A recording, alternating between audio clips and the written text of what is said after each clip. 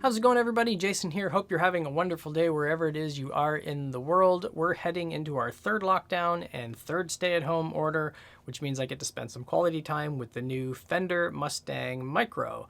So this is $129 Canadian. It's a portable guitar amplifier that plugs directly into your guitar. So as far as what you get in the box, pretty simple. You get a cable so you can charge it. You can do firmware updates, and you can use it as an audio interface. Now, it's only going to send the audio to your DAW. It doesn't send the audio back, so there's no monitoring capability at all. So you're going to have to do something else to deal with that. And I'll say more about the audio interface stuff in a second.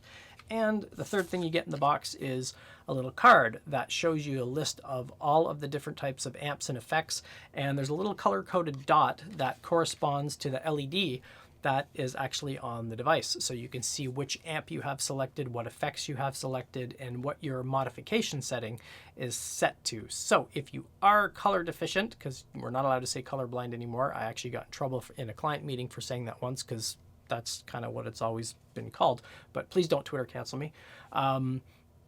Obviously, that's not going to help you very much. Good friend of mine is color deficient, and he sees things more in greens and blues. So it would be, you're just going to have to rely on your ears more than anything else. But other than that, that's a pretty nice little touch. If you're looking at the actual controls of the device, you get the plug to plug it into your guitar, and it does swivel, so you should be able to make it fit with pretty much any guitar according to Fender. I've got a Gibson Standard SG that has the input on the top of the guitar and fits in there nicely. So my tonal knob kind of just fits right in this groove, so it just fits in there. So if you do have a guitar that has a weird layout on the top and maybe the volume knobs or something are really close to the inputs, you might have to kind of put it in this way or sideways or something, but other than that, it should pretty much work with anything. And then obviously with my PRS, which has the input on the bottom, it works just fine there. Controls, volume control for your guitar on the front. You've got your on-off switch and your Bluetooth. So to use the Bluetooth, you slide and hold until you see the Bluetooth button or light up. And then you can pair it with your phone and you can play music through it. And then your phone will control the volume of the music, and then the knob here will control the volume level of your guitar, so you can balance those out if you're jamming along with stuff. Input outputs, you've got a standard 1/8 inch headphone out, and then your USB-C connector here to plug it into your computer. So it's USB-C to regular USB-A cable. And again, that allows you to charge it, do firmware updates, and use it as an audio interface. So the main controls are your amp, your EQ, your effects, and your modification settings. So there's 12 amp models that you can cycle up and down. EQ, you can't adjust any individual bands or anything like that. It's basically, there's one for flat, and then there's 4 presets. So you can go 2 that are darker, as they say, and 2 that are brighter, and you just toggle those up and down. Your effects, same thing, plus and minus will toggle through the different effects, and you get delay, reverb, chorus, flanger, tremolo, and vibrato. So, and again, the colors that will light up above the effects buttons here will correspond to the little card to tell you what effect that is, but you should be able to hear that anyway.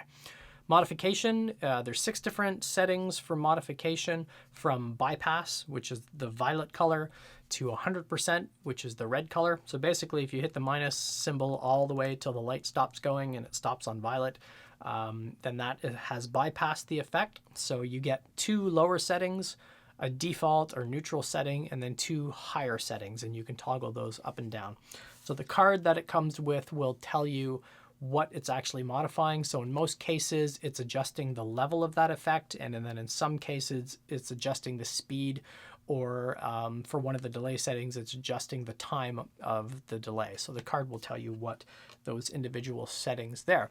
It does last for 4 hours. When I picked this up, I got this from Gear Music here in Oakville. Was already charged, so plugged it in, put headphones in, boom, everything started working right away. So let's get into some playing examples, and then I'll get into some audio interface tips for using this, and then into a final wrap up.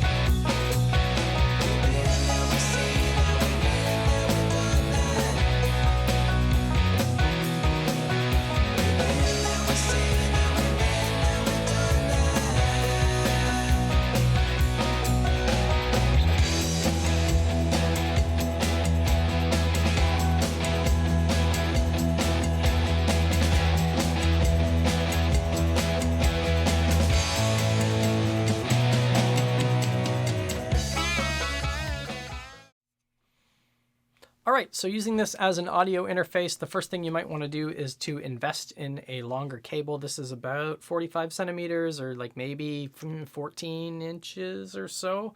So because it plugs directly into your guitar, you could use it, but you're going to be kind of like playing right next to your computer input to actually use that. So you might want to get an extender cable here, but it will work as an audio interface on my Mac. It recognizes as a Mustang Micro right away, but it's only for input. So again, it doesn't output any audio through the device. So if you do not have an audio interface, you could record guitar with it. So, you know, if you just want to record your progress or maybe start doing YouTube videos for guitar, something like that, you can go ahead and record it, but you're not going to hear anything back.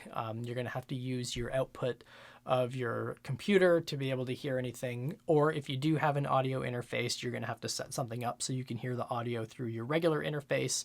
Now on Macs, that's pretty easy. I can just set up an aggregate device, or in Logic that I use, it gives you the ability to say, have my input be this and have my output be my audio interface or my headphone out on my laptop. So that's really the only thing to look at for audio interface wise, but definitely invest in a longer cable because it is a bit of a pain to be able to do that.